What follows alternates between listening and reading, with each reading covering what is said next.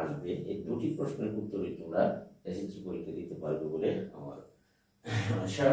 তাহলে আজকে দেখো যে এই অবিন্যস্ত তত্ত্ব থেকে একটি সৃজনশীল প্রশ্ন। নিম্নে দশম শ্রেণীর 25 জন শিক্ষার্থী গণিত বিষয়ে প্রাপ্ত নম্বর দেওয়া হলো নিম্নরূপ। এখানে প্রশ্নটা হলো যে ক, দেখো যে এখানে ক প্রশ্ন তোমরা দেখো যে 1 নম্বরে ক, শ্রেণীব্যক্তি 5 ধরে, শ্রেণী দেখো শ্রেণীব্যক্তি 5 ধরে গণসংখ্যা নিবেশন সারণী তৈরি করো। গণসংখ্যা নিবেশন সারণী তৈরি করো। নিবেশন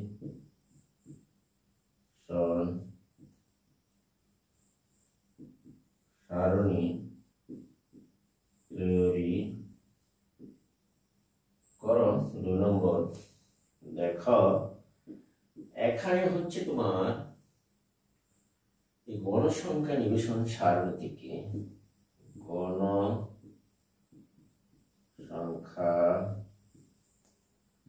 নিবেশন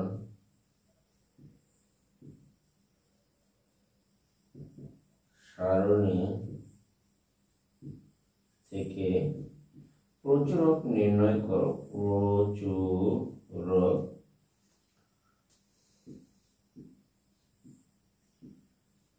নির্ণয় করো। এখানে 2 নম্বর, এখানে পাওয়া তুমি 4 নম্বর গণসংখ্যা নিবেশন সারণী তৈরি করো। 3 নম্বরের প্রশ্নটি হলো যে এখানে দেখো গণসংখ্যা সারণী থেকে বহু দেখো গণসংখ্যা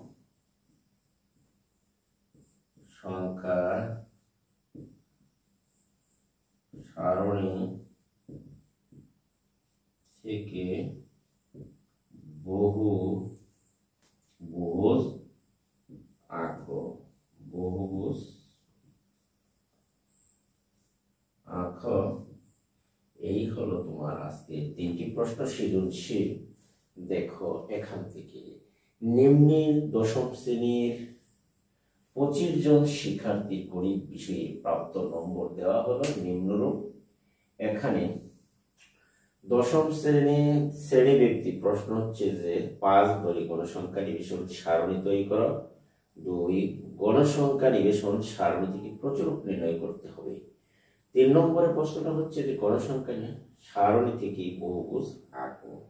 তাহলে চলো আজকে আমরা দেখি শ্রেণী ব্যক্তি 5 ধরে গণসংখ্যা নিবেশন সারণী তৈরি করি। তাহলে তোমরা প্রশ্নটি খেয়াল করো।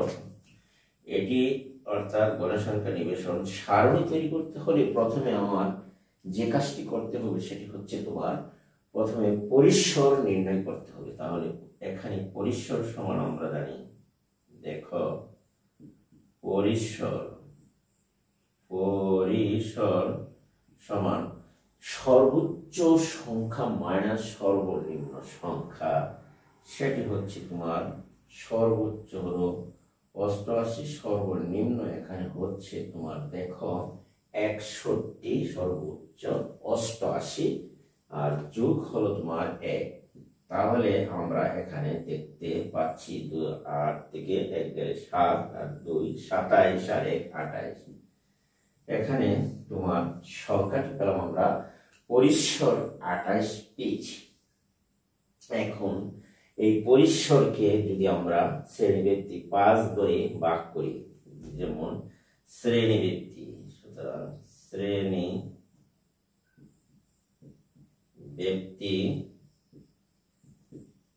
5 ধরে শ্রেণী সংখ্যা, তোমরা দেখো শ্রেণীব্যক্তি 5 ধরে শ্রেণী সংখ্যা। এই শ্রেণী ব্যক্তি বা শ্রেণীর ব্যবধান দিয়ে যদি আমরা এই পরিসরকে ভাগ করি তাহলে দেখো ব্যাপারটি দাঁড়ায় এখানে হচ্ছে যে ভাগ যদি করো 5 দ্বারা তাহলে আমরা দেখতেই পাচ্ছি 5 5 25, 3 5 6 30, অর্থাৎ 5.6 পেলাম। এটা সমান আমরা লিখতে পারি 6। এখানে আমরা পরিসর পেলাম 5.6। এই পরিসরকে এখন আমরা সারণী আকারে যদি সাজাই, তাহলে দেখো পরিসর যেহেতু আমরা পেয়েছি 28 এবং শ্রেণী ব্যক্তি 5 ধরে শ্রেণীর সংখ্যা বের করেছি 5.6, অর্থাৎ 6 শ্রেণীর সংখ্যা হবে 6টি। এখন আমরা গড়ের সংখ্যা নিবেশন সারণী তৈরি করা বা প্রস্তুতির জন্য সারণী অঙ্কন করি। তাহলে দেখো সারণী যদি আমরা অঙ্কন করি, তাহলে এখানে তোমরা ধরো যে গণসংখ্যা নিবেশন সারণী আমরা এটি মুছে নিতে পারি। এখন আমরা দেখো যে সারণী হচ্ছে কয়ের যে গণসংখ্যা, দেখো গণসংখ্যা নিবেশন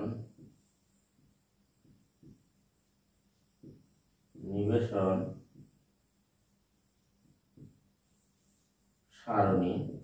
1 নম্বরে হচ্ছে তোমার দেখো শ্রেণী ব্যক্তি, তারপরে দেখো টালি চিহ্ন,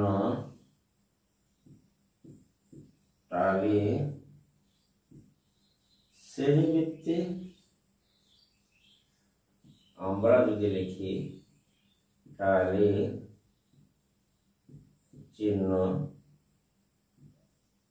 গণ সংখ্যা, তাহলে হচ্ছে এখানে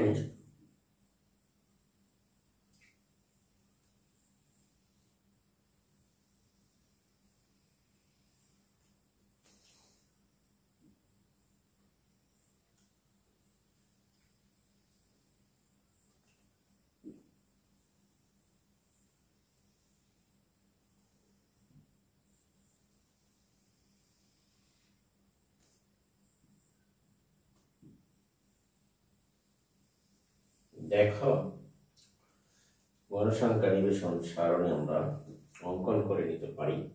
সর্বনিম্ন সংখ্যা হচ্ছে এখানে 61 থেকে শুরু করি, 5 ব্যবধান ফলে 61 থেকে আমরা লিখতে পারি 65। দেখো 66 থেকে আমরা লিখতে পারি 70। এখানে 71 থেকে আমরা লিখতে পারি 75। এই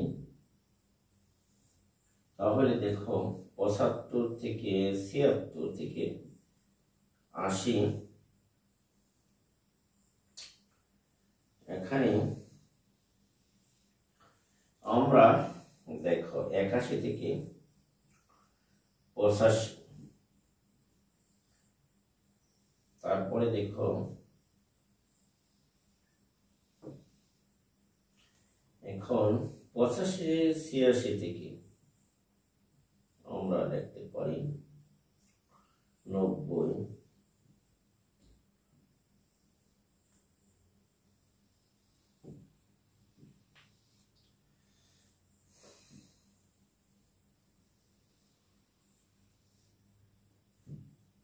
এখানে আমরা গণসংখ্যা নিবেশন সারণীটি মোটামুটি অঙ্কন করে নিলাম।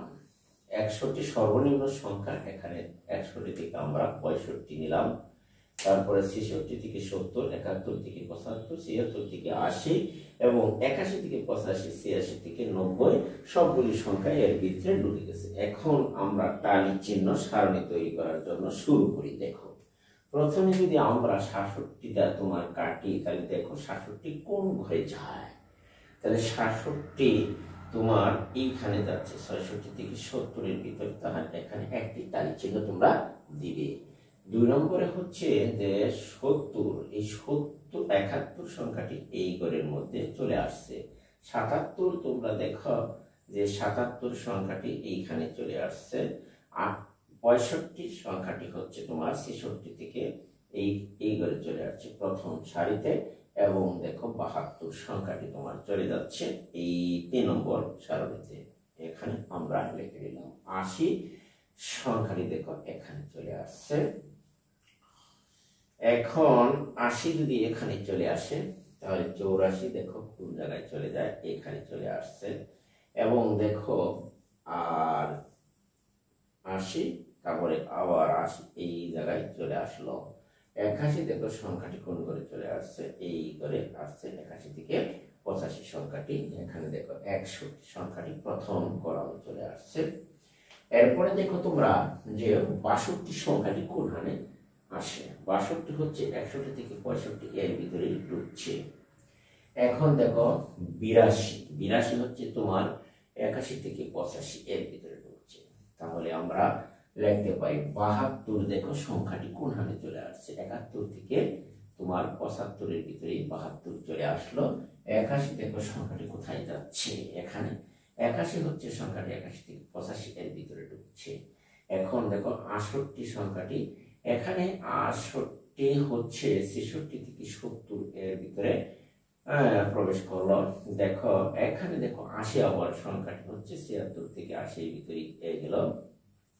এখন দেখো 75 সংখ্যাটি কোথায় যাচ্ছে, এইখানে চলে আসলো 3 নম্বর সারণীতে। দেখো সারিতে 64 সংখ্যাটি আসছে তোমার প্রথম সারণীতে। এখানে তোমার 25 সংখ্যা না 75 সংখ্যাটি আবার চলে আসছে কোথায়, দেখো 75 কিন্তু আসছে তোমার এইখানে। আমরা একটা পাথা দাগ দিতে পারি আর এইভাবে। 83 দেখো কোথায় আসছে, এখানে 81 থেকে 82 ভিতরে এখানে তারারি দাগ দিতে আমরা পারি। তারপরে দেখো 80 সংখ্যাটি কোথায় ঢুকছে, এইখানে দেখো আরেকটা আর এটা দাগ টানতে পারি। এখানে দেখো কত 81 সংখ্যাটি ঢুকছে এটার ভিতরে। তারপরে আবার দেখো 66 সংখ্যাটি তোমার ঢুকলো কোথায়, দেখো 66 হচ্ছে 66 থেকে 70 এর ভিতরে ঢুকছে। এখানে যদি আমরা 74 সংখ্যাটি কাটি তাহলে দেখো 74 সংখ্যাটি কোথায় ঢুকছে, এখানে 74 সংখ্যাটি 71 থেকে 75 এর ভিতরে আমরা দিতে পারলাম। 88 সংখ্যাটি তোমার কোথায় গেছে, সর্বশেষ 88 সংখ্যাটি হচ্ছে এখানে ঢুকছে। তাহলে আমরা লিখতে পারি যে 88 এইখানে ঢুকছে। এখন আমরা যদি এগুলিকে যোগ করে ফেলি, দেখো 6,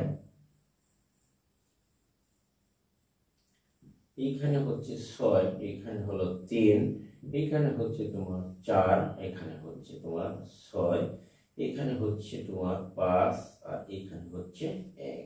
আশা করি প্রিয় শিক্ষার্থীরা তোমরা এটি বুঝতে পেরেছো। গণসংখ্যা নিবেশন সারণী, এই ঘনসংখ্যার নিবেশন সারণী থেকে আমরা প্রস্তুত করতে পেরেছি। তোমরা একটু খেয়াল করে গণসংখ্যা নিবেশন সারণী তৈরি করে নিতে পারো। 4, 3, 7, 7, 8, 6 হচ্ছে 13, 13 আর হচ্ছে তোমার এইখানে হচ্ছে তোমার 13, 13 হচ্ছে তোমার 4, 3, 7, 6, 13, 13 আর 6, 19, 19 আর 5, 24 আর 25। এই হলো তোমার গণসংখ্যার সমষ্টি হচ্ছে তোমার 25। আশা করি প্রিয় শিক্ষার্থীরা তোমরা এটি বুঝতে পেরেছ যে গণসংখ্যা নিবেশন সারণী হচ্ছে তোমার এইখানে তোমার গণসংখ্যার নিবেশন সারণী প্রস্তুত করা হয়ে গেল। যে আমার প্রশ্নটি ছিল যে গণসংখ্যার নিবেশন সারণী তৈরি করো, তাহলে গণসংখ্যার নিবেশন সারণী তৈরি হয়ে গেল। তোমরা 2 নম্বর পেয়ে গেলে। এখন গণসংখ্যার সারণী প্রচুরক নির্ণয় করতে হবে। তাহলে আমরা এই প্রচুরক নির্ণয় করার জন্য খ নম্বরের অঙ্কটি আনসার করার জন্য প্রচুরক নির্ণয় করার জন্য আমরা এখানে ক্ষয়ের সারণী লিখে নিলাম। দেখো এখন আমরা 2 নম্বর প্রশ্নটির উত্তর করার জন্য আমরা ক্ষয়ের গণসংখ্যা সারণী ক্ষয়ের প্রশ্ন এখন হচ্ছে প্রচুরক নির্ণয়, প্রচুরক গণসংখ্যা সারণী থেকে এখানে এখন খ নম্বরের প্রশ্ন উত্তরের জন্য কয়ের সারণী থেকে কয়ের লেখলাম যে কয়ের সারণী, এটা হচ্ছে কয়ের সারণী থেকে পাই। এখানে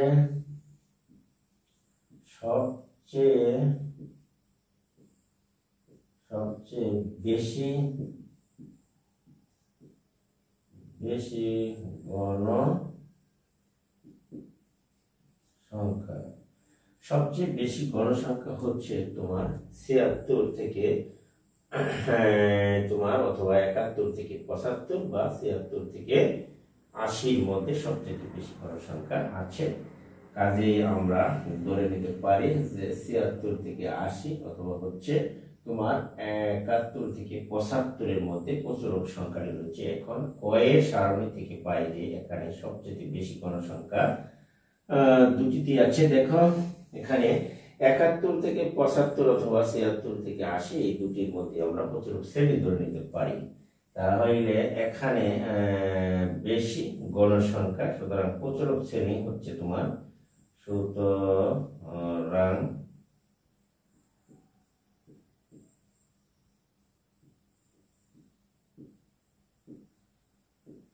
প্রচুরক শ্রেণী হলো তোমার ৭১ থেকে ৭৫। এটিকে আমরা প্রচুরক শ্রেণী হিসেবে ধরে নিতে পারি। যদি ধরি এখানে এখন, সুতরাং এল সমান হচ্ছে তোমার নিম্ন সীমা ৭১। এখন ৭১ এর পূর্বের শ্রেণীর গণসংখ্যা হবে তোমার F1 সমান হবে 6 মাইনাস ধরো 6 মাইনাস 3, তাহলে আমি পেলাম 3। আবার যদি আমরা এখানে F2 বের করি তাহলে আমরা পাচ্ছি, দেখো 6 মাইনাস 6, তাহলে আমরা পেলাম এখানে 0। আশা করি তোমরা এটুকু বুঝতে পেরেছ। এই সমান পেলাম আমরা 5 এবং n তো তোমার জানাই আছে 25। এখানে সব তথ্য আমরা দেখে লিখে নিলাম। দেখো এই তথ্যগুলো। এখন আমরা প্রচুরক নির্ণয় করার জন্য যদি আমরা সূত্র প্রয়োগ করি তাহলে দেখো প্রচুরক, সুতরাং প্রচুরক হচ্ছে এখানে প্রচুরক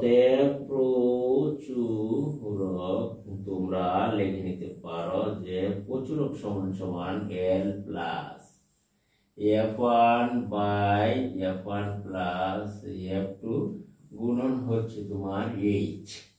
তাহলে L এর মান হচ্ছে তোমার 6, মানে L এর মান ৭১ যোগ হচ্ছে তোমার F1 3 আর হচ্ছে F1 3 যোগ 0 গুণন হচ্ছে তোমার 5। এখানে প্রচুরক ৭১ প্লাস 3/3 গুণন হচ্ছে 5, 1 3 ভাষা 15।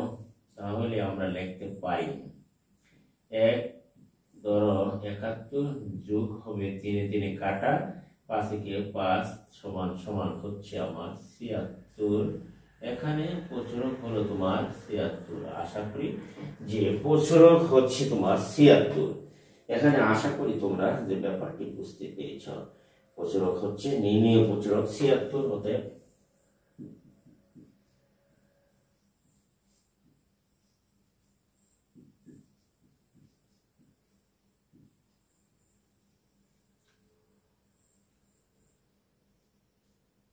তাহলে আমরা নির্ণয় প্রচুরক পেলাম ৭৬ সংখ্যাটি। এখন আশা করি যে তোমরা এটি বুঝতে পেরেছো। 2 নম্বর অঙ্কটির সমাধান আমরা করতে পেরেছি। এখন যদি আমরা যাই যে 2 নম্বর অঙ্কটির সমাধান আমরা করেছি, যে প্রশ্নটি ছিল এলোমেলো তথ্য থেকে গণসংখ্যা নির্ণয় সারণী থেকে প্রচুরক নির্ণয় করো। আশা করি প্রিয় শিক্ষার্থী বন্ধুরা তোমরা এটি বুঝতে পেরেছো। এখন আমরা যাব 3 নম্বর অঙ্কটির অর্থাৎ সমাধান করার জন্য। এখানে 3 নম্বর প্রশ্নটি হচ্ছে গণসংখ্যা সারণী থেকে বহুভুজ আঁকো। গণের সংখ্যা সারণী থেকে বহুভুজ আঁকতে হবে। তাহলে আমরা এটি এখন মুছে নিতে পারি। গণের সংখ্যা সারণী থেকে বহুভুজ আঁকার এর জন্য আমরা গণসংখ্যা নিবেশন সারণীটি প্রস্তুত করি। দেখো, গণসংখ্যার নিবেশন সারণী আমরা তৈরি করে নিতে পারি 61 থেকে। এখন হচ্ছে যে গণসংখ্যার নিবেশন সারণী আমরা তৈরি করে নিচ্ছি। এখানে 4 3 6 6 5 1 4 3 6 6 5 1 এখানে গণসংখ্যা নিবেশন সারণীটি আমরা তৈরি করে নেই। দেখো এখানে যে আমরা এটি 3 নম্বর প্রশ্ন, গয়ের সারণী আমরা মুছে আমরা একটা সারণী তৈরি করে নিতে পারি। সেটি হচ্ছে যে তোমরা যদি এটি প্রস্তুত করো তাহলে তোমরা নিতে পারো, এবং গয়ের সারণী ব্যবহার করে আমরা গণসংখ্যা এটি আমরা মুছে নিলাম। দেখো এখন আমরা গণসংখ্যা নিবেশন সারণী প্রস্তুত করার জন্য আমরা এটি দেখো যে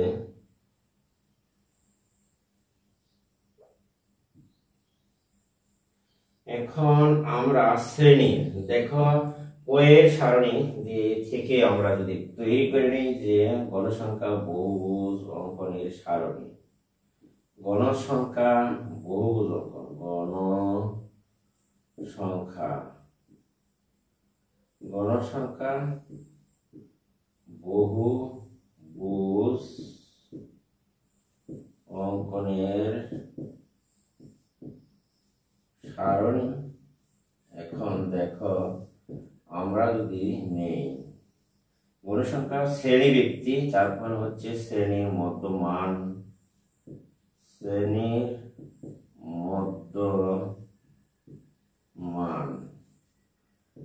চাই আর এফ, তাহলে শ্রেণীর মধ্যমান হচ্ছে 61 আর 65 তুমি যোগ দাও, 61 যোগ দিই যদি আমি 65, 5 আর 6 6 12, তাহলে আমরা ভাগ দিলে পাই আমরা 63 দুগুণে 126। কাজেই আমরা এর মধ্যে মান পেলাম। দেখো 63 লিখলাম, 63 যেহেতু শ্রেণী ব্যবধান হচ্ছে তোমার 5, কাজে 63 সাথে 5 যোগ করলে আমাদের হবে 68, 68 সাথে যদি আরো 5 যোগ করো সেটা হবে 8 5 13, 73, 73 এর সাথে যদি তুমি আরো 5 যোগ করো তাহলে দেখো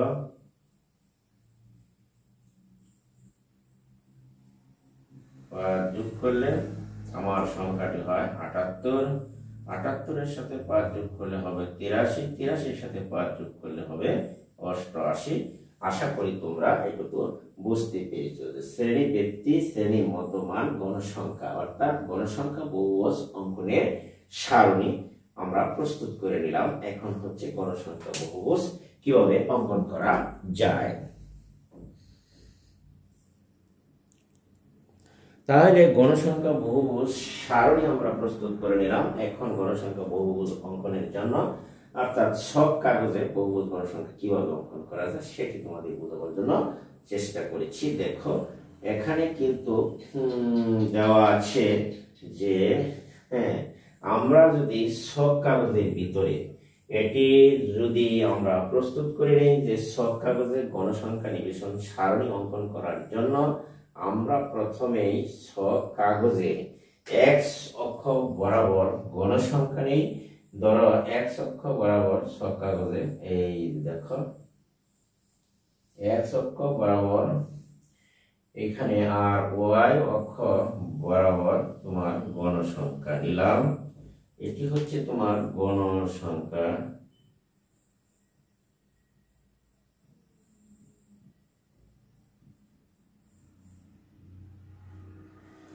গণসংখ্যা এটা y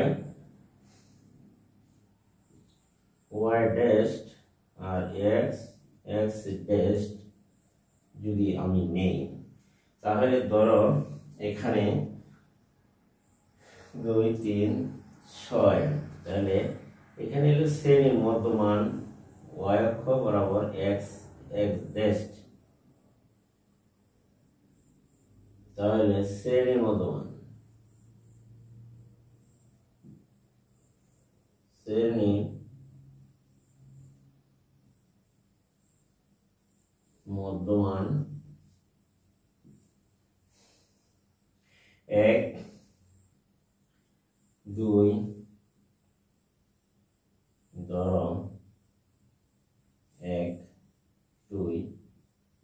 3 4 5 6 এদিকে যদি আমরা নিই শ্রেণীর মধ্যমান, এখানে হচ্ছে তোমার 63 5 68 73, এরপরে হলো তোমার 78, এরপরে ধরো 83 পরে হলো 88। এই আমার এখন 83-র মধ্যে দেখো আছে গণসংখ্যা 4টি। আমরা যদি যাই এখানে এইটুকু ভাঙা রেখা দ্বারা, এখানে 4টা 1 2 3 মনে করেন 4টি সংখ্যা আছে। আর এটার মধ্যে আছে তোমার 66 থেকে 68-র ভিতরে আছে 3টি, এরপরে আছে 6টি 71-এর ভিতর, 73-এর মধ্যে আছে তোমার মধ্য 6টা, 73-এ আছে 1 2 3 4 মনে করে এখানে আছে 6, এখানেও আছে তোমার 6, আর এখানে তোমার আছে 5, 83-তে আছে তোমার 5, এখানে আছে আবার তোমার 1। আশা করি তোমরা এই বিষয়টি বুঝতে পেরেছ। এখন দেখো এই যে গণসংখ্যা নিবেশন সারণী তৈরি করলে আমরা লিখতে পারি এই এখানে গণসংখ্যা নিবেশন সারণী বা বহুভুজ এখানে পাশে অঙ্কন করার চেষ্টা করা হয়েছে। যদি তোমরা এখানে দেখে থাকো, এখানে হচ্ছে গণসংখ্যা নিবেশন সারণী দেওয়া হচ্ছে যে x অক্ষ বরাবর হচ্ছে শ্রেণীর মধ্যমান এবং y অক্ষ বরাবর হচ্ছে গণসংখ্যা নিয়ে বহুভুজ অঙ্কন করা গেল। আশা করি তোমরা এটি বুঝতে পেরেছ। এখন আমরা এই গণসংখ্যা বহুভুজের বর্ণনা যদি দেই তাহলে তোমরা দেখো, বা বর্ণনা হচ্ছে গণসংখ্যা বহুভুজ অঙ্কন করার জন্য বর্ণনাটা হলো যে এখানে আমি তোমাদের লিখে দিচ্ছি। দেখো বর্ণনাটা কিভাবে তোমরা পরীক্ষায় দিবে সেটা কিন্তু আমি এখন তোমাদের লিখে দিচ্ছি। দেখো গণসংখ্যা বহুভুজ অঙ্কনের বর্ণনা। গণসংখ্যা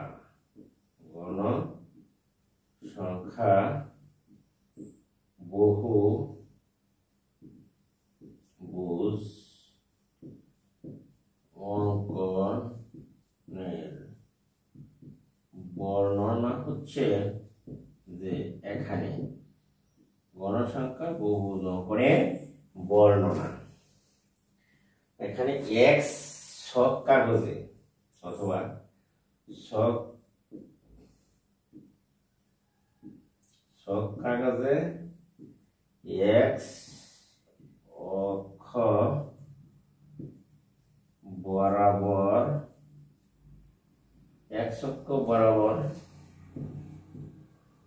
শ্রেণীর মধ্যমান, x অক্ষ বরাবর শ্রেণীর মধ্যমান এবং y অক্ষ বরাবর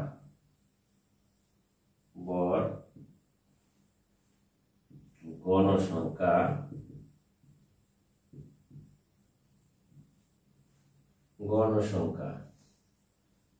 এবং ছক কাগজের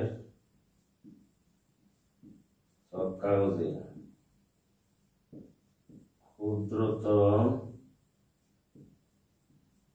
বর্গের প্রতি বাহুর দৈর্ঘ্যকে 1 একক ধরে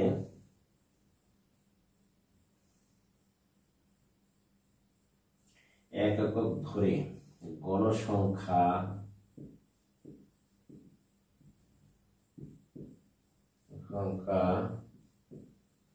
বহুভুজ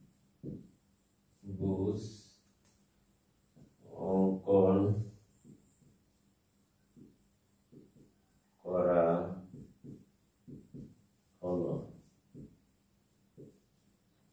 গণসংখ্যা বহুভুজ অঙ্কন করা হলো। কারণ হচ্ছে এটিকে গণসংখ্যা বহুভুজ বলার কারণ হচ্ছে যে এটি তোমার আর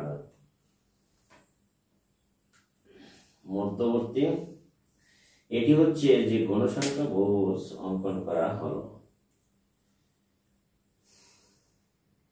আশা করি প্রিয় শিক্ষার্থী বন্ধুরা তোমরা এটি বুঝতে পেরেছ। সব কাগজে এক অক্ষ বরাবর শ্রেণীর মধ্যমান ওয়াই অক্ষ বরাবর গণসংখ্যা এবং সব কাগজে ক্ষুদ্রতম বর্গের প্রতিবাহুর দৈর্ঘ্যকে এক একক ধরে গণসংখ্যা বহুভুজ অঙ্কন করা হলো। আশা করি প্রিয় শিক্ষার্থী বন্ধুরা তোমরা এটি বুঝতে পেরেছ। এবং আমার ভিডিওটি যদি তোমাদের কাছে ভালো লাগে তাহলে তোমরা অবশ্যই আমার চ্যানেলটিকে সাবস্ক্রাইব করবে এবং পাশে থাকা বেল আইকনটি অবশ্যই অন করে দিবা, এবং কোনো ভিডিও আপলোড করার সাথে সাথে তোমার কাছে পৌঁছে যায়। এবং ভিডিওটি অবশ্যই বন্ধু বান্ধবের কাছে শেয়ার করে দিবা এবং একটি কমেন্ট একটি লাইক অবশ্যই করে যাবা। এবং আজকে আমি এখান থেকেই বিদায় নিচ্ছি। তার আগে আমি তোমাদের বলে যাই যে এই পরিসংখ্যান যে বিষয় থেকে যে অঙ্কগুলি করা হচ্ছে সেটি অত্যন্ত ইম্পর্টেন্ট এবং গুরুত্বপূর্ণ অঙ্ক।